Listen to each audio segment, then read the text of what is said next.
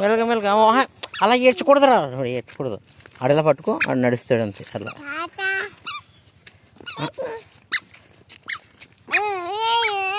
స్లోగా.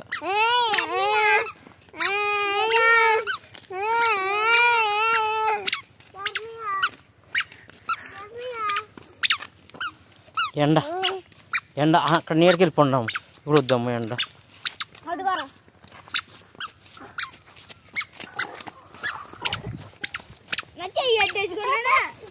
చెయ్యి పట్టుకుంటాడు.